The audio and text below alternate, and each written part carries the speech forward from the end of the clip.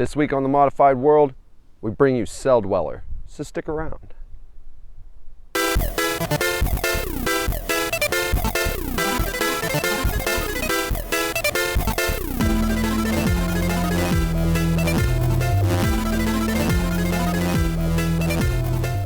So Klayton from Celldweller stopped by the shop the other day. He's a really nice guy, and it was a real kick to have him in there. He hadn't gotten any new jewelry or anything done in quite a while, and wanted to kind of change it up a little bit. See, that's something we find too, is a lot of people don't necessarily want to get something pierced, but that's part of the beauty of piercing, is it's kind of like a tattoo that you get to change, and you can completely update your look. So we set him up with the black spinel and gold bling disc that we made in the basement, and along with a nice hybrid between the anatometal niobium circular barbell shafts and the industrial strength prong set onyx threaded ends. Some beautiful stuff. How old were you when you got your first piercing? It's probably somewhere around 17 or 18. Right on. What was it? Nose. Not septum, but nostril. And what it was is, you know, I'm a broke New Yorker, New York kid. I really wanted a piercing badly. And so someone knew someone who knew someone, that kind of situation. This guy wanted to learn how to pierce. So he's like, come up to my kitchen. I'll make it happen. So I went up to some dude's apartment that, you know, was referred to me, and this guy just basically shoved a sharp needle through my nose, and I started crying, you know, not because I was sad, but because involuntary reflex. But you know, he actually did a pretty good job. Could have been worse. I actually held on to that one until I only took that out about a year ago. You had asked about just kind of weird situations as far as my piercings are concerned. Years ago, while touring, trying to remember where we were, somewhere in the Midwest, and this, I think he was an ex-gangbanger, was kind of doing the same thing. He was kind of piercing out of his house, and he was like, "Man, I love your band, I love your music. I'd love to give you some piercings." He's like, "Just throw me a couple of T-shirts and I'll pierce you." And I was like, "Hell yeah, great! You know, it's going to cost me just a couple of T-shirts to get free piercings." Well, he went up and he had done this conch thing on me, and it hurt really bad. But I was like, "Cool, that's the price you got to pay. Whatever." It was great. Looked all right. My brother, who was on my crew at the time, was part of the whole deal. So he's like, "Yeah, I want to get my nipple done." So this guy went in the side and came out the head of his nipple. So this needle's sticking right out of his nipple, and we all were looking at it going, "Ooh, that's not good." And so the guy ended up putting jewelry in it anyway, and probably within about 2 weeks it had gotten extremely infected and had grown out. So let there be a lesson to always go to a professional when you're getting pierced.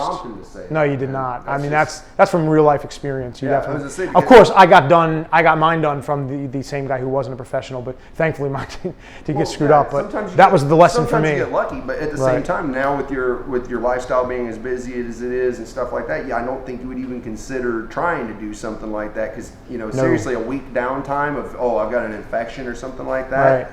Would just be disastrous for your schedule. Yep. You know, in addition to the fact that, let's be honest, you can scar your face up, and that's not exactly good. When you're you know, the thing is, when you're younger and you got somebody offering you free piercings or something like that, you're not always thinking rationally. You're just thinking, I just want to get it pierced, and that's kind of where I was. Age, right? You know, sure. Right. Are you kidding me? Yeah. That's probably where we were. So yeah, that was a valuable lesson. Later on, I remember I had a really big draw in Atlanta for a long time with one of my earlier projects. I had some radio play down there, and every time we go down there, we play this place called the Masquerade. Okay. Which, you know the Masquerade, actually. Yeah, I love that venue.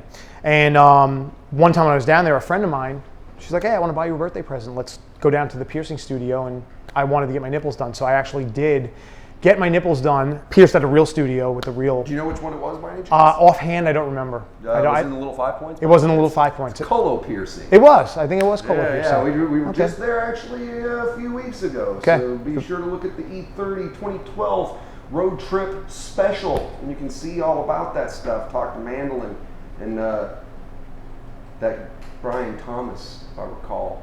That's right.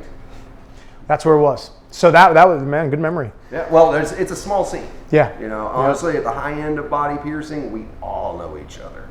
You know, seriously. I mean, there's not as many people really handling business as there should be. So, you know, we pretty much, even if we don't know each other intimately or personally, we'll at least all totally know who each other is.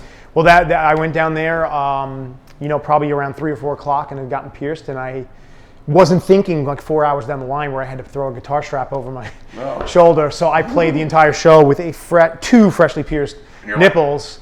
And I just remember like thinking that it was kind of going to be a funny story someday. I just didn't think it was funny then, but I knew it was going to be a funny story at some point. Here it is. That story. I hope that somebody got a laugh out of it at my expense. Other people's misfortune, So I do have a lot of like piercing nightmare stories in a way, but I guess that's what taught me to get things done the right way. You got anything planned for the future? Thinking about like upping the number, or are you just trying to bling up? No, I actually, I think I actually took some out. I had my eyes done. I took them out. I took my nose out. I mean, it's just it's like anything else. You just kind of like one day I'll just look at it and be like, I'm done. And if I had been more proactive about changing out jewelry, it might have kept my attention a little more. But it was, I just spend most of my time working. So really, if somebody doesn't remind me to eat, I probably wouldn't do that either. Right? You get into it, and your schedule is a lot like mine, where it's like you sleep 4 hours a night and just work all the time. Yeah, I mean, even when I'm sleeping, I'm up early and I'm to bed late because I'm sitting there generally with my iPad and I'm typing out ideas or I'm researching something, and then I wake up nice and early with fresh thoughts, and then I've got to type them out. You can hurry up and get on it and stuff like that. Yeah. But you know what? As you can relate to, I'm sure that when you love your job, it's not really work. It's not work. It's just it's exciting. So you have been working a lot here lately, though. I mean, it's like I've been, I subscribed to you on YouTube and stuff. I saw like the video or the I almost said video game, incorrect. The little comic book thing that you did the soundtrack for. Oh yeah, the Bane of Yodo. Yeah. Right, which is we actually fixed, which is my company, FIXT. Oh, okay. We published the book, the Bane of Yodo book, and we have there's a Bane of Yodo app that I have music in, and that same company, Leviathan, who they're a video game developer, just created a free Celldweller 3D app. If you search it it's iOS only. Just look down in the description down below, baby. We got the link for you. Right down there. Yeah. Free iOS app. It streams my newest single from my album that is actually dropping next Tuesday. An album that it's been in the works for 6+ years, and it's finally coming out next Tuesday. So this is really great timing. You've gotten the first on. And I got to hear it, folks. And let me tell you, it's if please check it out. Got links to Klayton's YouTube page over here, and you can go hear some of his tracks in case you're not already familiar with it, which if not, then you're derelict in duty. Why are you not keeping up on the latest things in music, man? JC's here to tell you. Trying to help you. Well, I appreciate you stopping by and being a good sport. I appreciate you hooking it up, man. It's no problem. This is going to make a difference. So that was our show this week, and we hope you enjoyed it.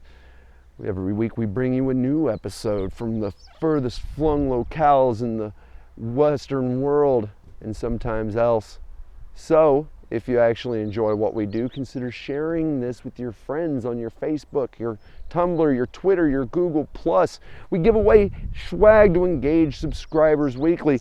This week we're giving away a Celldweller CD. So, leave us a comment in the section down below about what you thought about Mr. Klayton's sweet new jewelry. Which did you like more, the black niobium, the black spinel bling disc? Let me know. And of course, we'll see you next week for another episode of The Modified World.